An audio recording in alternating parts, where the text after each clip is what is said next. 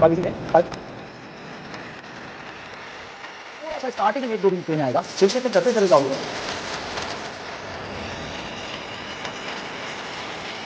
Intentando sì, forse non stavo per la capo per nulla. Dopo del passaggio dal lato, marca. Che marca.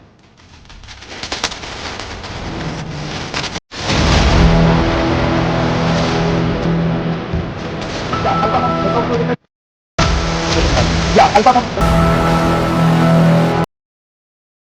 मैं आपको मजा आ गया मैंने देखा तो भाई बिल्कुल, क्योंकि पिछले 15 साल के जो सवाल मोमेंट ऑफ इनर्शिया के आए हैं वो मैंने आपको करा दिए और उसके आसपास सारा मैंने जेई मेंस और बहुत सारे क्वेश्चन मोमेंट ऑफ इनर्शिया के कंसेप्ट से करा दिए। देखो एक चीज समझ लेते हैं, थोड़ा सा गाइडेंस भी जरूरी रहता है टाइम टू टाइम।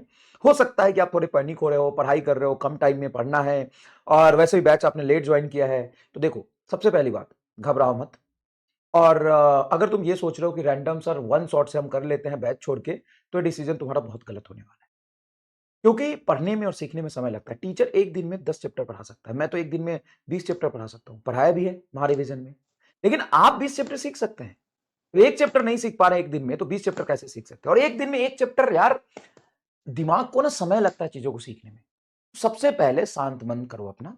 दूसरी बात सुनो, फिजिक्स पढ़ना नीट के लिए और फिजिक्स पढ़ना, इन दोनों में फर्क है। मैंने ही यकीन 2.0 में कम से कम रोटेशन 16 लेक्चर पढ़ा है, 2.5 घंटे के लेक्चर, मतलब लगभग 36 घंटे मैंने रोटेशन पढ़ा है, 36 आवर रोटेशन पढ़ा है। तुमको मैं 6-7 घंटे 8 घंटे में पढ़ाऊंगा। तो वहां पे हमने कंसेप्ट बिल्डिंग की बातें करी, पूरा इधर उधर की बातें करी। रोटेशन हमने सिर्फ नीट के लिए नहीं पढ़ा, नीट 2025 के पेपर के अकॉर्डिंग बहुत डेप्थ में जाके पढ़ी।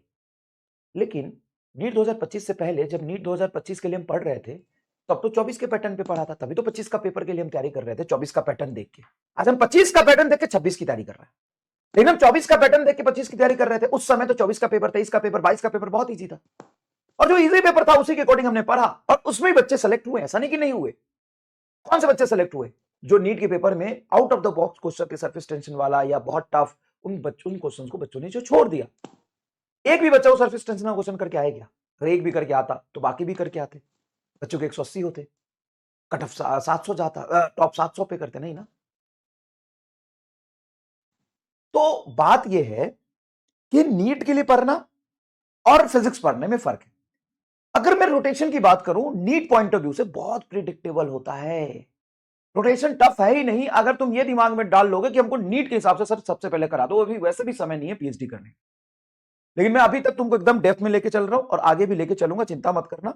ये कंटेंट मैं कहीं से कम करूंगा, लेकिन मैं तुम्हारी माइंडसेट और साइकोलॉजी को ऐसा बनाना चाहता हूं कि तुम सीधा निशाने पे वार करो।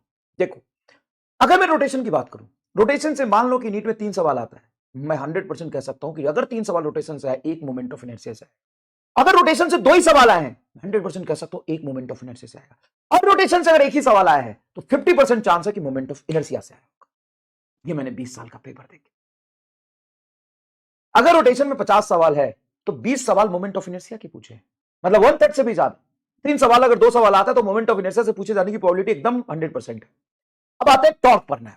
मान लीजिए कि हम टॉर्क पढ़ रहे हैं, तो टॉर्क पर जो सवाल बन सकते हैं वो बहुत फंडामेंटल और बेसिक सवाल। पता है नीट में क्या पूछता है?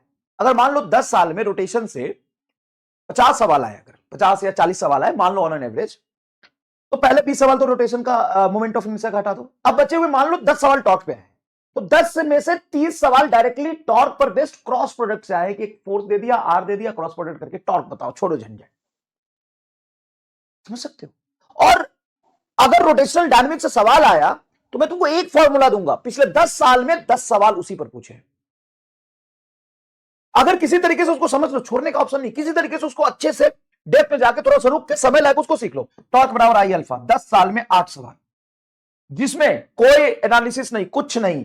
टॉर्क लिखो, मोमेंट ऑफ इनर्शिया दिया होगा, एंगुलर एक्सीलरेशन निकालो, या अल्फा को हम delta omega by delta T लिख सकते हैं। टॉर्क बराबर I delta omega by delta T.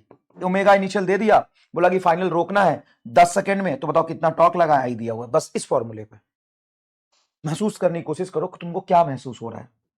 तुम खुद बताओ क्या महसूस हो।